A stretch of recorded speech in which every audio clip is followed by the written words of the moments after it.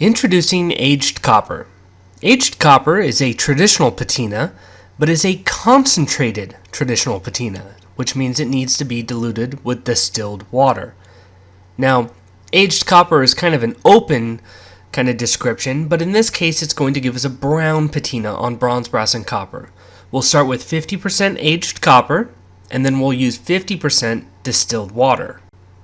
How much you dilute with distilled water is completely up to you. The more water, the lighter the color in general, but you can't go with full concentrate. If you go at 100%, there can be overreaction, or sometimes when you go on with that second coat, it will actually pull the first one off. So trust me when I say you definitely want to dilute it with some distilled water. All of the metal in this video has been prepped by sanding it with 180 grit, and then use the Sculpt Nouveau metal cleaner and a Scotchbrite pad to prepare it. There are other videos that will cover that more in depth, but that is how all of the pieces for this video has been prepared.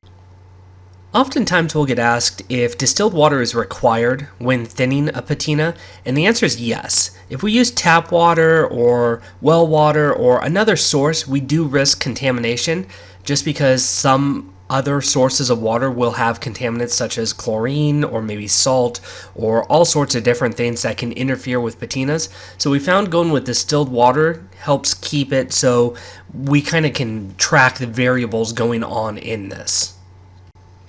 Now you can see with a 50% ratio, it does actually go really slow. It comes in slower, and the higher concentration, the faster it will come in. For this, I'm trying to go for a little bit lighter, but I still like to do 2 coats of patina. Now here I'm just touching up to try and get the edges kind of covered up, because we don't want it pulling too much on these smaller squares. It's a little harder because it's just how they get bent and cut.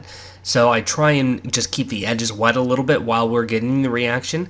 A normal reaction time can be anywhere from 3 to 5 minutes, and it really just depends on if you're going for really light or really dark. Now you can see it's kind of starting to catch up, but I like to do 2 coats just because it helps kind of fill in any imperfections as well. So if you like with one coat, go for it. You can dilute it even more than 50% as well. Just do some samples and find out where that dilution makes sense for your process. Like many of the other brown, cold processed traditional patinas, we will rinse and neutralize before doing our second coat here. So off camera, we went ahead and rinsed it with water, and tap water for that is completely fine in most cases. You'll find out quickly if that's a problem. Most of the time it's on a well system, and then we'll have some weird reaction. A black patina will turn green, or maybe we'll get excessive rust on steel. It's one of those rarer occasions. For the most part, most people can get away with just using tap water, and for the neutralization that is. But we'll put a second coat on, let that react, and then we'll go ahead and seal it with ClearGuard matte. Any of our sealers will work for this process. The ClearGuard matte is just what I went to for this video. And here we have our final sample, 2 coats of aged copper at 50% dilution. Next we'll go on with brass. And again, we're going to keep this 50% solution. I like the aged copper at about 50%. I also do 75% a lot of the times, but it's to each their own. So for this one, I'm going to use the Scotchbrite pad and kind of rub it into the surface, try and get a really even, more uniform finish. The Scotchbrite is optional. It just helps with the uniformity. So in the first one, we had a little bit more modeling, a little bit more character to it. This one, we should have it come out a little bit more even. And you'll see I squirt a little bit more of that aged copper on the Scotchbrite pad. A lot of the times, I will try and keep the Scotchbrite pad wet. So if I put enough material on the surface that I don't have to worry about it, then I'll skip that. A lot of the times, if I need a little bit more reaction, then I'll put a little fresh patina on the Scotchbrite pad, and it kind of helps out a little bit more. And here I'm going to put a little bit more because I actually let it run off a little on the edge. So it's not a reapplication, it's kind of a re-wetting, which is kind of a little bit of a cheat, but it does help keep it wet so you can get that longer reaction. And now we're going to go in with the second coat, and I'm not going to Scotchbrite the second coat. I try not to unless I do something where I get a really bad run or a dry spot or something along those lines. That's the only time I really do a Scotchbrite pad on a second coat. And once that's rinsed and dried, we'll go ahead and get some ClearGuard matte on this one as well. And you can see a little bit of the Scotchbriting from that first one. that first application that is, through the finish, and that's just going a little too rough. So you can back it down a little bit as far as pressure goes to not get so many scratches as well. Here we'll start with a piece of bronze, and it's at 50% as well, but we're actually going to get two really good kind of longer reaction times on it. So the general rule of thumb is the longer the reaction time, the darker the finish will go, and that goes for blacks and browns patinas in general, but it's mildly true for the greens and blues as well.